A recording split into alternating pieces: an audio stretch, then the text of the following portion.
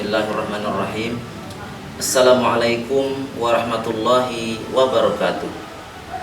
A'udzubillahi minasyaitonirrajim. Bismillahirrahmanirrahim. Innal hamdalillah wassalatu wassalamu ala Rasulillah Sayyidina wa maulana Muhammad ibn Abdillah wa ala alihi wa ashabihi dzil fadli wa ziyadah, amma ba'd. Pemirsa TV Tabalong dimanapun Anda berada, yang semoga senantiasa berbahagia. Di dalam kitab Al-Jawahirul Lu'lu'iyah ada sebuah cerita. Ada orang yang saleh bermimpi bertemu dengan Nabi Muhammad sallallahu alaihi wasallam di dalam mimpi. Artinya orang bermimpi Nabi ini pasti bujur, karena iblisnya kadang kau berubah dengan rupa Rasulullah SAW meskipun di dalam mimpi. Di dalam mimpi tadi Rasulullah berkata kepada si orang saleh tadi, ujar Nabi, kaina bila ikam bangun guri, pergi olehmu ke kampung anu, cari seseorang yang bernama anu. Katakan, kata Nabi, aku kirim salam dan ia adalah temanku nanti di dalam surga. Ketika orang saleh tadi terbangun, beliau berangkatlah ke kampung yang ditunjukkan oleh Nabi, dan dicarilah seseorang yang disebut namanya oleh Nabi tadi. Kemudian ia bertemu. Ketika bertemu, dikawaninya, artinya maitihi, apa garang istimewanya lelakinya nih, sehingga sampai-sampai Nabi kirim salam dan ujar Nabi, kawan Nabi karena di dalam surga. Dikawani hari itu sampai sore, kadang namanya istimewa. Ya paling-paling sembahyang 5 waktu kayak orang juga. Jadi heran seorang saleh tadi, apa istimewanya laki-laki ini? Kemudian orang saleh tadi bertanya kepada laki-laki sambil mengatakan, artinya pesan dari Nabi. Artinya aku ini kesini malam tadi bermimpi Nabi. Ujar Nabi, Nabi kirim salam lawan ikam, dan ikam ini jangan Nabi kena kawan Nabi dalam surga. Nah, alangkah bahagianya si laki-laki tadi.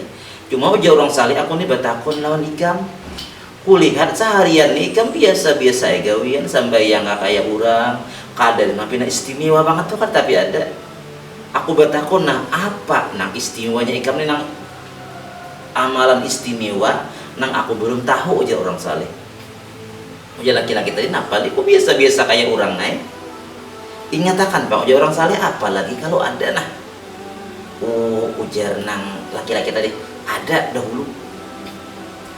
Ketika aku kawin, nah pas malam pertama, biniku baranak. Nah, orang kan biasanya malam pertama tuh rame, ini malam pertama bini baranak.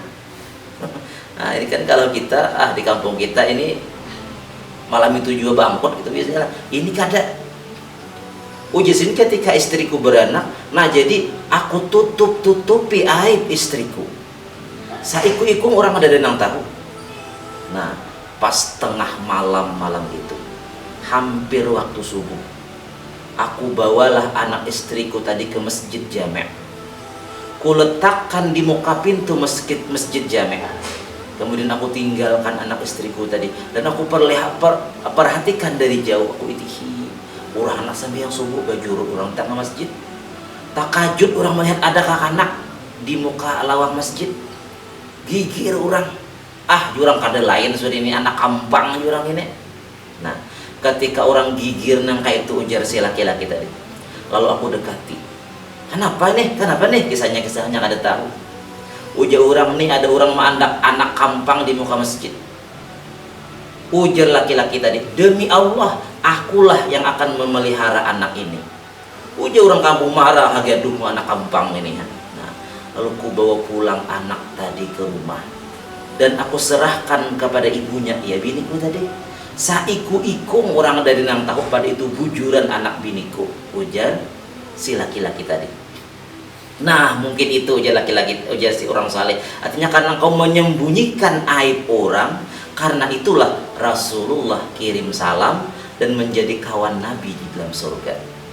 Pemirsa TV Tabalong rahimakumullah. Nah jadi seperti itu luar biasanya kita kalau menyembunyikan aib orang lain.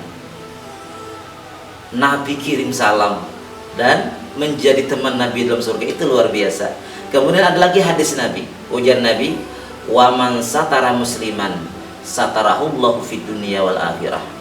Barang siapa menyembunyikan aib orang Islam, niscaya akan Allah Ta'ala sembunyikan juga aibnya di dunia dan di akhirat.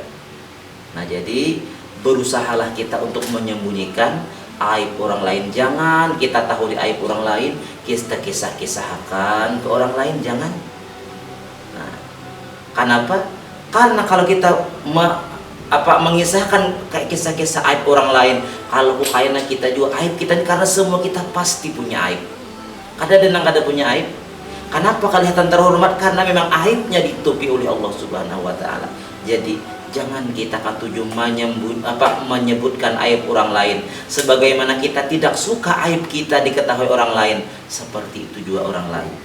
Apalagi ini musimnya hawa. Nah, jadi pandai-pandailah kita, artinya dalam berbicara, baik itu di HP, media sosial ataupun yang lain. Jangan kita membuka aib orang lain, karena dosanya sangat besar.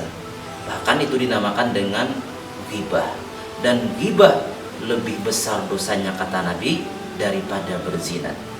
Semoga pertemuan ini bermanfaat, dan semoga kita bisa menjaga lidah kita daripada menggibah orang lain, ataupun tangan kita di media sosial dengan menyebutkan aib-aib orang lain.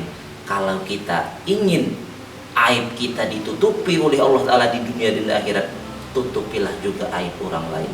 Wallahul muwaffiq ila aqwamit thariq. Wassalamualaikum warahmatullahi wabarakatuh.